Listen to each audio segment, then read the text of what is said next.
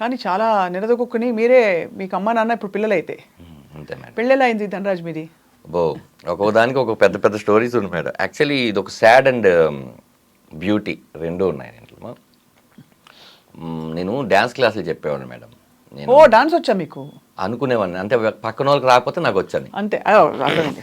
అయితే మీకు డెఫినెట్గా వచ్చు మన ఇద్దరి మధ్యలో. మన ఇద్దరు మాస్. యాక్చువల్లీ మా ఇన్స్టిట్యూట్లో నేను యాక్టింగ్ అదంతా నేర్చుకున్నప్పుడు మేడం, మా మాస్టర్ డ్యాన్స్ మాస్టర్ విజయ్ గారు, ఆయన డాన్సర్స్ యూనియన్కి ప్రెసిడెంట్గా కూడా చేశారు. ఆయనతో కొన్ని నేర్చుకున్నాను. నేర్చుకున్న తర్వాత నేను క్లాసెస్ చెప్పడానికి ఒక ఇన్స్టిట్యూట్, మీకు చెప్పాలంటే కంట్రీ క్లబ్లో బూగీ అని ఒక డ్యాన్స్ కాంపిటీషన్ పెట్టారు. పెడితే నాకు అందులో 3rd ప్రైజ్ వచ్చింది. అప్పుడు ఒక ఆవిడ నన్ను పిలిచి, బాబు మా పిల్లలకి డ్యాన్స్ నేర్పిస్తావా అంటే, నేర్పిస్తాను. ఎంత అంటే 1000 రూపాయలు. 1000 రూపాయల అంటే వాళ్ళు బేగంపేటలో ఉంటారు. సరే అక్కడికి వెళ్ళడం, బస్ పాస్ తీసుకోవడం. బస్ పాస్ తీసుకుంటే అప్పుడు ఎంత మేడం, అయితే 150 రూపాయలతో అయిపోయేది. ఇలా క్లాస్ చెప్తున్నాను. నేను చెప్పిన క్లాస్ ఎవరికంటే హీరో నిఖిల్ వాళ్ళ మదరే పిలిచారు. హీరో నిఖిల్ వాళ్ళ సిస్టర్కి ఆ పిల్లోడు ఉండేవాడు. ఆ పిల్లోడు వచ్చేసి కౌరవుడు అని నాగబాబు గారి సినిమాలో కొడుగ్గా చేశాడు. అప్పుడు నిఖిల్ కూడా వచ్చేవాడు. వచ్చిన తర్వాత అది వేరే టాపిక్ యాక్చువల్లీ. అది అది అది బ్యూటిఫుల్ ఇన్సిడెంట్ ఏంటంటే, ఇది కంప్లీట్ చేసి అది చెప్తాను, లవ్ స్టోరీ ఇది. అతను వచ్చాడు, మా ఇన్స్టిట్యూట్లో నేర్చుకున్న డైలాగులు అన్నీ చెప్పాను, అంతా అయిపోయింది. తను బాగా ఇచ్చేసాం. ఆ తర్వాత ఎందుకో ఆ క్లాసు పిల్లలు పెద్దవాళ్ళు అవుతున్నారు, ఇప్పుడు డ్యాన్స్ ఎందుకని వాళ్ళు వదిలేసారు, అంతా అయిపోయింది మేడం. నేను యువత అని ఒక సినిమా చేస్తానికి నన్ను పరశురామ్ గారు పిలిచారు. ఎందుకంటే పరశురామ్ గారు పరుగు సినిమాకు అసోసియేట్, నేను పరుగు చేశాను. దాంతో ఆయన ఒక క్యారెక్టర్ రాశారు. అది రాజమండ్రి సెంట్రల్ జైల్లో ఒక ఖైదీ క్యారెక్టర్. నేను అలా వెళ్ళిపోతుంటే భయ్యా అని ఒక సౌండ్ వచ్చింది. భయ్యా అని సౌండ్ వస్తే తిరిగి చూస్తే నిఖిల్. అప్పుడు జగడం చూసి పరుగు అవన్నీ చూసి పిలిచారు. నన్ను గుర్తుపట్టారా భయ్యా అన్నాడు. లేదు భయ్యా, నా పేరు నిఖిల్ భయ్యా, మీరు నాకు డ్యాన్స్ అన్నీ నేర్పించారు. నిఖిల్ నువ్వా అంటే, అప్పటికే హ్యాపీ డేస్ ఇవన్నీ కూడా సూపర్గా ఉన్నాడు కదా తను.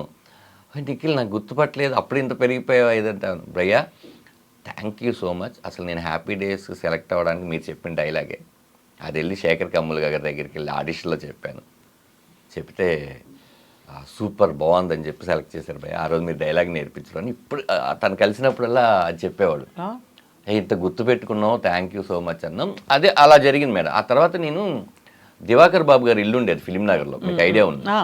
దాని ఎదురుగా మిషన్ కొడుతుంటారు, కింద కారు పార్కింగ్ అని పెట్టారు.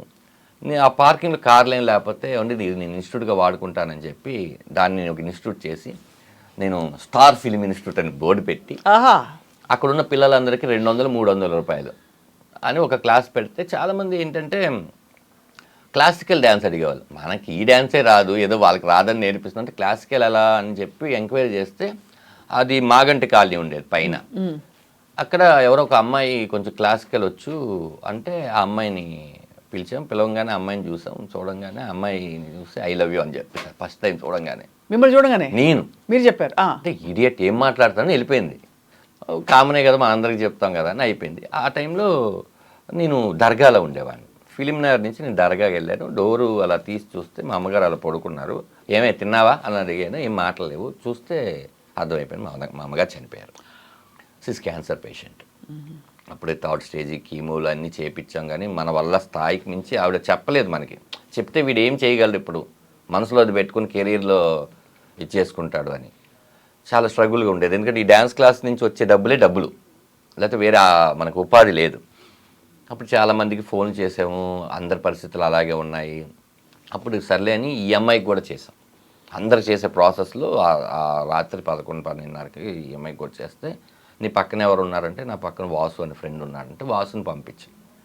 వాసు వెళ్ళాడు. వచ్చి హాఫ్ అన్ అవర్ తర్వాత దాని దగ్గర డబ్బులు లేవంటారా అంటే, కానీ డబ్బులు లేనప్పుడు ఎందుకు పిలిచింది, ఇక తోడు ఉండాలి కదా నాకు అంటే, లేదా అని ఇదిగో అమ్మాయి పట్టీలు, అమ్మాయిది ఏదో ఉంగరం, అమ్మాయి కమ్మలు అవన్నీ ఇచ్చిందిరా. వాకయ్యి నేను పెద్ద అంటే ముందు డబ్బులు వచ్చినాయి అనే దాని మీద ఉండి మార్వాడి షాపు ఒక ఆయన ఉంటే అర్ధరాత్రి లేపి తాకట్టు పెట్టి ఆ డబ్బులతో మా అమ్మగారి ఇదంతా చేసాం. అమ్మాయి వచ్చింది. వస్తే నాకు భయం పుట్టుకుంది. ఏం భయం పుట్టుకుందంటే, ఇప్పుడు నాకేంటంటే అన్నం ఎలా వండుకోవాలో తెలీదు, బట్టలు ఎలా ఉతకాలి, ఇల్లు ఎలా అంట్లు ఎలా తోమాలి, ఇట్లా ఏ థింగ్ నాకు తెలియదు. ఇలా ఉండిపోయాను నేను. అలా ఉండిపోతే పక్కింటి వాళ్ళు పిలిచి భోజనం పెట్టడం ఇలాంటి థింగ్స్ జరుగుతున్నాయి. కానీ ఇంకా మళ్ళీ రాదా, ఎప్పుడో చిన్నప్పుడు నాన్న కోల్పోయాము, ఇప్పుడు కరెక్ట్గా అమ్మను కోల్పోయాము. ఏంటి నా లైఫ్ నాకు అర్థం కావట్లేదు. ఇది నేను చెప్తుంది 2007.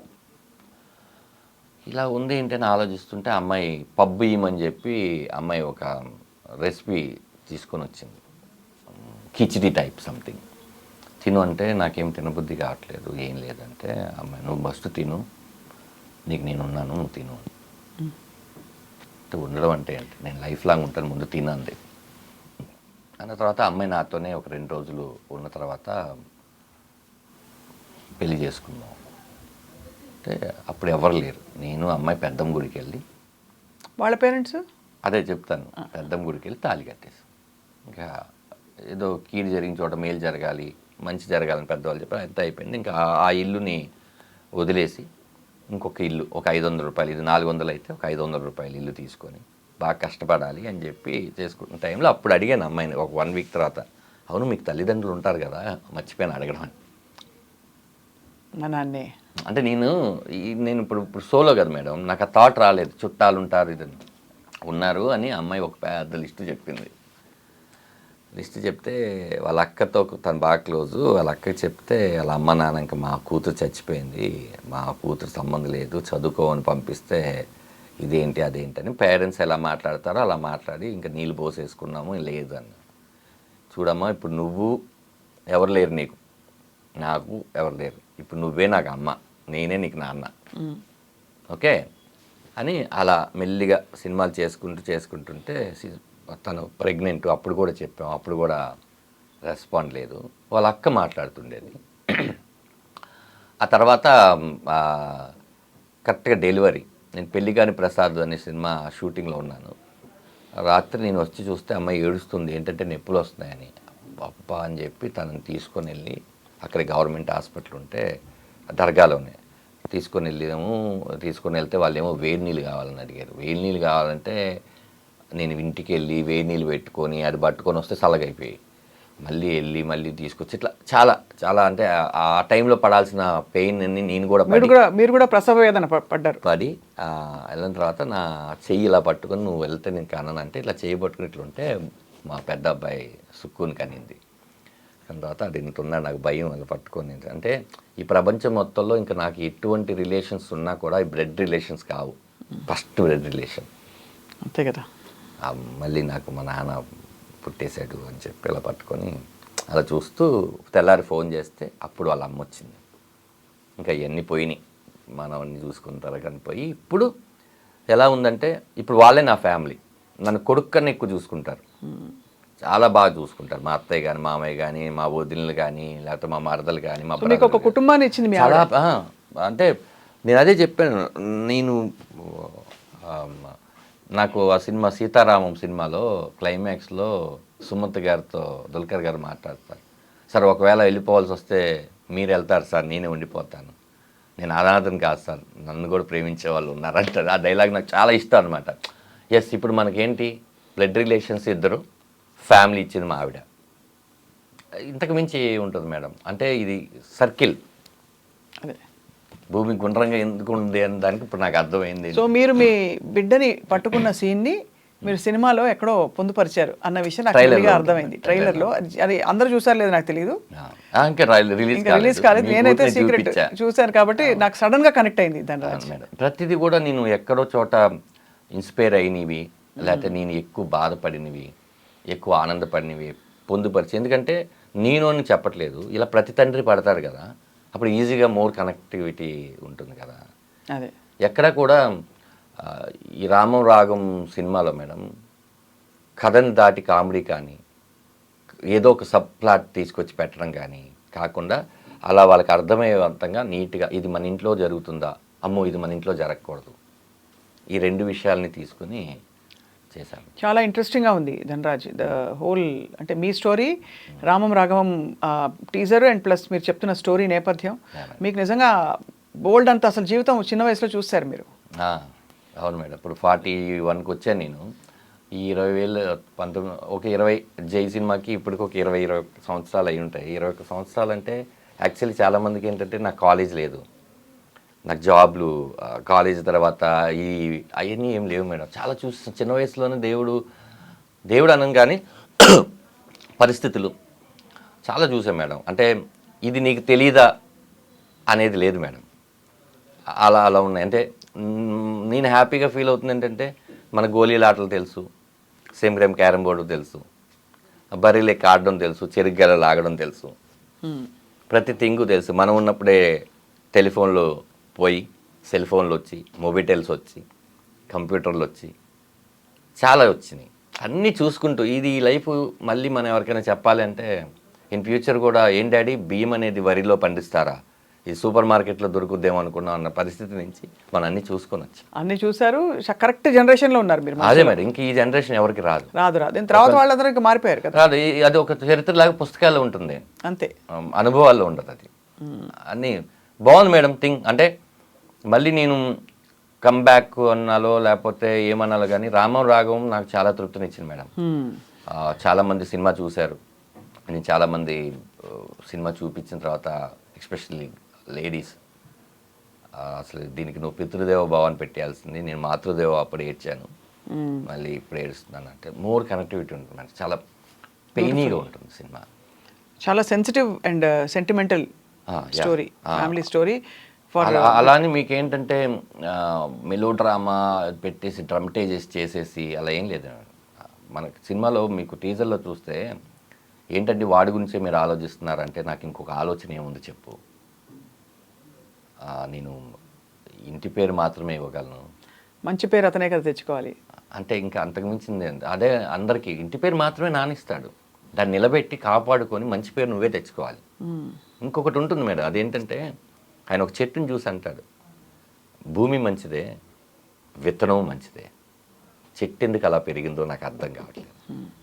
భూమి అమ్మ, విత్తనం నాన్న, ఆ చెట్టు ఎందుకు అలా పెరిగిందో నాకు అర్థం కావట్లేదు. రెండు మంచిదైనప్పుడు అంటే దాని అది పెరిగే దాంట్లోనే చాలా గాలులు, వానలు, చాలా థింగ్స్ తీసుకొని పెరిగి ఉంటుంది అది, లేకపోతే అది అలా పెరగదు. అవును, ఇలా చాలా మంచి మాటలు ఉంటాయి. ఎక్కడికక్కడ ఆలోచింపచేసే పాయింట్స్ ఉన్నాయి అయితే ఉంటాయి మేడం, ఉంటాయి. ఇంకెవరెవరు ఉన్నారు ఇక్కడ తెలిసిన వాళ్ళు? ప్రమోదిని గారు, ఆఫ్ కోర్స్ ప్రమోదిని గారు, 30 years పృథ్వీ గారు, చిత్రం సీన్ గారు, శ్రీనివాస్ రెడ్డి గారు, సత్య, హరీష్ ఉత్తమ్ గారు, ప్రతి క్యారెక్టర్ ఏదైనా మన ఇంటూరి వాసు గారు, అందరూ ఆల్మోస్ట్ సుపరిచిత క్యారెక్టర్స్. మీరు తెలిసి చాలా ఆలోచితంగా కాస్టింగ్ చేశారు అయితే. అవును మేడం, అవును మేడం. అంటే చెప్పే వాళ్ళకి మాత్రం ఏ ఇమేజ్ ఉండకూడదని నేను అనుకున్నాను మేడం. వాళ్ళు అన్ని క్యారెక్టర్ చేస్తున్న వాళ్ళు, ఎందుకంటే ఇందులో నేను రెగ్యులర్గా ఏం చేయించాను. కమెడియన్ అంటే సత్య ఉండగానే సైడ్ కిక్ లాంటి ఒక క్యారెక్టరు, ఓ 4 పంచులు వేసేసి సినిమాలో మీరు చెప్తే చాలామందికి ఇది అవునా అనుకుంటారు. కానీ వెళ్తున్న సిచ్యువేషన్లో ఏదైనా వస్తే మాటలు మీరు నవ్వాలి తప్ప కామెడీ కోసమో, డ్యాన్సుల కోసమో, ఫైట్ల కోసమో ఏది ఉండదండి. ఒక జర్నీ, ఒక రాఘవ అనే ఒక కుర్రాడు, వాళ్ళ నాన్న రాఘవ ఏం చేస్తుంటాడు, వాళ్ళ నాన్న ఏం చేస్తుంటాడు, వీళ్ళిద్దరి మధ్య ఎక్కడ చెడినప్పుడు నాన్న ఎంత బాగా కొడుకు గురించి ఆలోచిస్తే కొడుకు ఎందుకు అర్థం చేసుకోలేకపోయాడు. అలానే కొడుకు ఆలోచించే విధానం తప్పు వాడి పాయింట్ ఆఫ్ వ్యూ తప్పు కానప్పుడు ఈ ప్రపంచంలో ఏం చెప్పినా వాడు వినడు. అంతే. అలాంటప్పుడు వీళ్ళిద్దరు కలుసుకుంటే బాగుంటుంది. ఆ తండ్రి అపురూపంగా ఆ రోజు పుట్టింది నా కొడుకు మాత్రమే కాదు, తండ్రిగా నేను కూడా అని చెప్పడం చాలా పెద్ద డైలాగ్ అది. ఇప్పుడు మళ్ళీ ఆ కొడుకును అతను పట్టుకోవడం కోసం ఎంత తాపత్రయపడి ఎలా చేసుకున్నాడు అనే ఒక మ్యాటర్లో వెళ్ళి ఫైనల్గా ఏంటంటే ఒక తండ్రి మాట విని అడవులకి వెళ్ళిన కొడుకు కథ రామాయణం మేడం. ఇక్కడ ఒక కొడుకు మాట విని ఇంకా చాలా దూరం వెళ్ళిన తండ్రి కథ రామం రాఘవం. బ్యూటిఫుల్. రామం రాఘవం ఒకటే ఎండ్ చేశారు మీ ట్రైలర్ని కూడా. అవును మేడం, అది అవును మేడం, చాలా లవ్లీగా ఉంది ధనరాజ్. అయితే మీ చిన్న కోరిక ఏంటంటే మనం మళ్ళీ కలవాలి సినిమా రిలీజ్కి ముందే, కలిసి మీ టీంతో ఈ సినిమాలో నటించిన ప్రధాన భూమికలో ఉండే ఎవరైనా సరే తప్పకుండా మేము పలకరిస్తాం, వాళ్ళని కూడా వాళ్ళ ఎక్స్పీరియన్సెస్ తెలుసుకుంటాం రామం రాఘవం సినిమాకి సంబంధించి.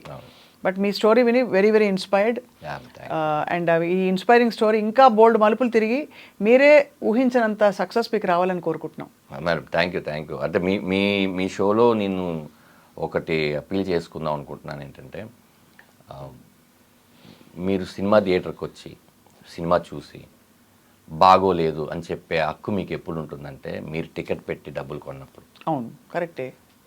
అదే పక్కన వాళ్ళు ఎవరో సినిమా చూసి బాగాలేదని వాళ్ళ అభిప్రాయం చెప్తే అవునా బాగాలేదు కదా అని చెప్పి వెళ్ళకపోవడం అనేది మీరు ఇంకోళ్ళ మీద డిఫెండ్ అయినట్టు. కరెక్టే, అవును. మీ హక్కు ఎప్పుడు మీరు వినియోగించుకుంటారంటే మీరు తిట్టాలన్నా ఏది చేయాలన్నా మీ డబ్బులతో మీరు సినిమా కొనుక్కొని చూసినప్పుడు. ఎందుకంటే అతనికి నచ్చిన కొన్ని విషయాలు మీకు నచ్చకపోవచ్చు, ఒక్కొక్కరిది ఒక్కొక్క ఐడియాలజీలో ఉంటాం కాబట్టి. ముందు ధనరాజ్ అనేవాడు 2 years నుంచి ఏమీ చేయకుండా ఈ స్క్రిప్ట్ని నమ్ముకొని సముద్రకని గారని ఒక మహా నటుని పెట్టుకొని అతని కూడా ఒప్పించి, నాటే ఈజీ ఏదో సముద్రకని గారికి డబ్బులు ఇస్తే ఒప్పేసుకోరు ఆయన, ఒక మంచి సినిమాని వీళ్ళు తీసి మాకు చూపిద్దాం అన్న కోసం తీశారు కదా. సరే ఏదో నేను ఎన్నో ఖర్చు పెడుతూ ఉంటాను, ఆ 2 గంటలు ఒక ఎక్స్పీరియన్స్ని మనదేమి రేట్లు పెంచేసేసి పెట్టేసే సినిమా కాదు. ఆ 150 రూపాయలు అందుబాటులో ఉన్న రేట్లో ఒకసారి చూద్దామని జనాలు అందరూ వస్తే, నేను చెప్తున్నాను మేడం, ఇది బిగ్ ఛాలెంజ్ అంటారో లేకపోతే మీ షోలో నేను చెప్తున్నాను, మీరు కనుక ఎవరైనా ఈ సినిమా చూసి బాగోలేదు అంటే నేను ఇలాంటి ప్రయత్నాలు ఎప్పుడూ చేయను మేడం. ఎందుకంటే తప్పు నేను క్రాస్ చెక్ చేసుకున్న తర్వాత ఒక 20-30 షోలు వేసి పెద్ద వాళ్ళందరూ చూపించిన తర్వాత చెప్తున్న మాట ఇది. అవును. ఇలాంటి పృథ్వీ పోలవరపు గారు, ఆరిపాక ప్రభాకర్ గారు లాంటి నిర్మాతలు మళ్ళీ ఇండస్ట్రీకి వచ్చి చాలామందికి భోజనాలు పెట్టాలన్నా, శివప్రసాద్ యానాల్ గారు లాంటి వాళ్ళు మంచి కథలు రాయాలన్నా, నాలాంటి వాడు మిగతా వాళ్ళని ర్యాక్ చేయాలన్నా ప్రేక్షకులు ఖచ్చితంగా వాళ్ళు ఈ సినిమా చూడాలి. ఎంతమందికి ఉపాధి వస్తుందో, ఎంత మంచి సినిమాలు వస్తాయో. మరి ఇలాంటి సినిమాలు 4-5 చేసిన తర్వాత మనం కూడా అమ్మో ప్రేక్షకులు కంటెంట్ ఉన్న సినిమాలే వాళ్ళు కంటెంట్ ఉన్న సినిమాలు చూసి ఇచ్చేస్తున్నారు. అవును. కానీ మోర్ దెన్ మనం ఈ సినిమా థియేటర్లో ఆడలేదా, ఓటీటీలో బాగుందే, అదో ఆ రోజు నువ్వు చూస్తుంటే ఈ గతి ఈ సినిమాకి పట్టేది కాదు. నేను వాళ్ళు మార్పు కోసం చెప్తున్నాను మేడం. వాళ్ళు ఎప్పుడు రైట్గానే ఆలోచిస్తారు. ఖచ్చితంగా థియేటర్కి వచ్చి ఈ సినిమాని చూస్తే చాలామందికి స్ట్రెంత్ అవుతుందని చెప్తున్నాను. తప్పకుండా చూస్తారు మీరు, అందుకు చూసేలాగా మనం చేద్దాం. చేద్దాం. All the very best Dhanraj. Thank you Swapna Thank you గారు, so thank much. You, nice interview. Yes.